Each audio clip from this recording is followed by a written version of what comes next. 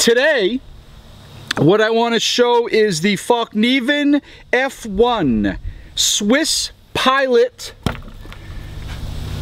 survival knife. Very nice knife. It is a laminated G10 steel, very sharp, beautiful handle, very grippy. I don't know if grippy's not the word, but it works, right? And it does have a protruding pommel here if you want. It is a full tang lanyard hole if you need to hit something with that part. But survival, knife fighting, it's definitely a very good knife. We're gonna look at this today, check out the sheath as well, and I want to discuss something that I'm really not particularly happy about this. And well, let's look at that right now.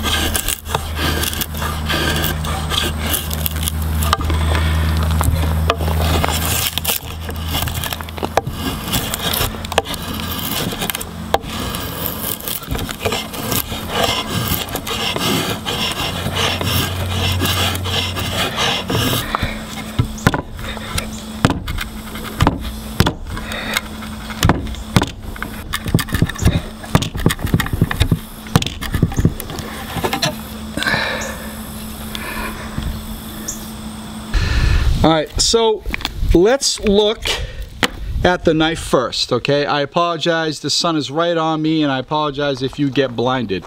So we're looking at just under 9 inches, 8.3 inches to be exact, the overall length. The blade, 3.8 inches, just under 4 inches. The whole total weight of the knife without the sheath is 6 ounces, which is actually really light. I mean, it's a very strong steel VG10, holds a good edge, can take a good edge, but it's a light steel. You know, it's not very heavy, not like a 1095 high carbon steel, something like that. All right, the handle here, sort of like a rubber handle. Very nice grip. It really holds your hand. There is a small little, you know, some, I don't know what you call that, jimping, some bumps on there. Nothing on the top, unfortunately. There is very little choil to speak of here. Just enough, but not a whole lot. The handle is called Thermorun, and it is, well, basically a rubber, a hard rubber, and it works. It really works. It basically encompasses the whole full tang blade. It is a full tang. The handle, like I said, it protrudes here, so it pretty much wraps around the whole thing. Now, I've never had a problem. I think I've had this knife for, oh boy, I don't know, 4 years maybe. I have heard of people saying that this is literally coming off of the knife, off the tang. I don't know. I've never seen it. I've never heard of it until quite recently, and I can tell you that mine is not doing that. I can also tell you that mine does not get a lot of use. It gets used, but not as much as my SC 1095 high carbon steel knives.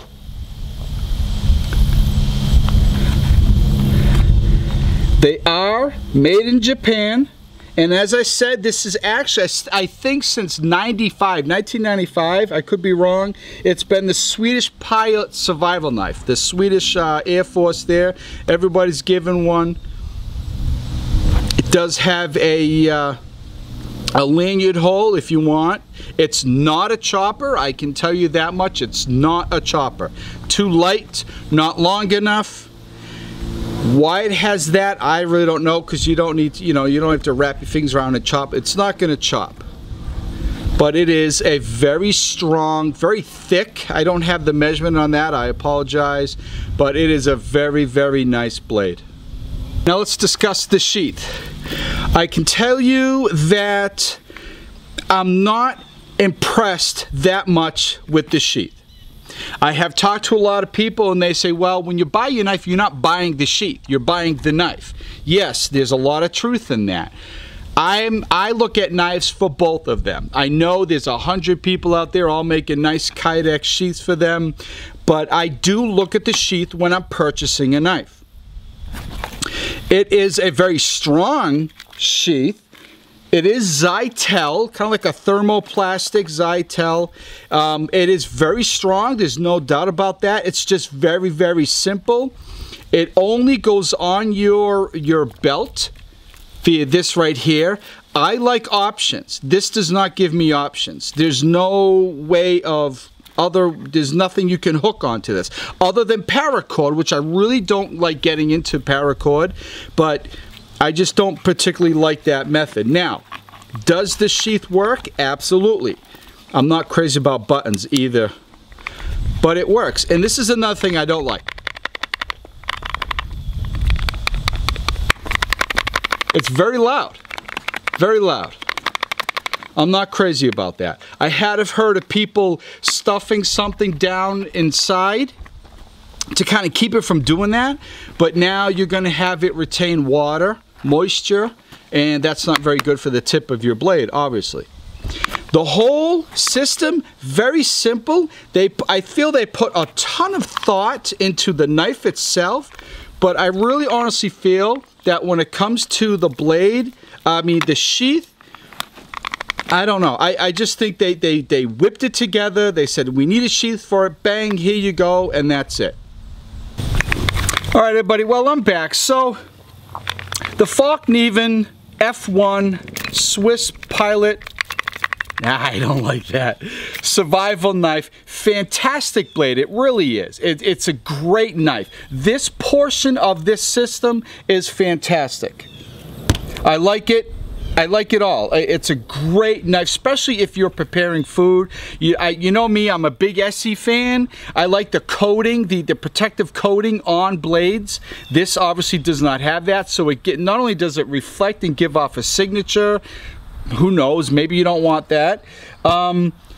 Great knife for food prep, camping, hiking, nonetheless. Survival knife, will it work? Absolutely. Yeah, it'll work. A self-defense knife, you know, absolutely, absolutely. I mean, any knife for that matter can be a self-defense knife. I do not like the sheath. On my packs, when I go hiking, especially hiking, doing reviews and stuff, if I'm wearing a pack, I like to have my knife here. I like my knife. I don't like fixed blades, regardless of the size. I don't like fixed blade knives on my person. I like them on my packs. There is no way I can hook this on my pack without modification. I don't want to modify sheaths. I don't want to take some, what do you call those, seal bands, the rubber bands. I don't want to get out a bunch of paracord and start doohicking, or some carabiners. I'm sure I could get a carabiner for that, and it's dangling. I don't want to do that. I'm sorry, I just don't want to do that. This is pretty much on your belt, and that's it. Now, in defense of Fallkniven, this is a Swiss Pilot survival knife for a downed pilot until they can get, you know, picked up and saved. I don't know where they carry it. I don't know if the sheath was designed for them. I'll be honest, I really don't know that. Maybe that's the way they want it, and the rest of us have to deal with that. I like options. I would like even a plastic sheath. A zytel. I would prefer a kydex. I prefer holes, lashing holes, whatever you want to call them. I could put different molly locks, tech locks. I can even use the paracord if I want. You don't have that option. So let's say, and these do not come off, by the way. This does not come off unless you're going to break those. So let's say I take those off. You don't have, it's a very slim, very light, again, for pilots. I mean, there's no way of me putting something without modifying it. I don't like doing that. I know there's some guys here on YouTube and they're constantly modifying their stuff, their knives, their sheaths, and I get that. I understand that. I'm sorry, I don't want to do that. I want the sheath ready to go. I want to put a pair of molly locks on there, or tech locks, put it on my bag, my strap, wherever, and go. Now, I will tell you, I will show it when I get it. I am having a kydex sheath made for this. Very nice, black, slim lined. I'm going to be able to put a pair of Molly locks on there, or Tech locks on there. And I actually think this is going to be a great knife to carry tip down, handle up. And I'm going to put it on a thigh rig. That's what I'm thinking.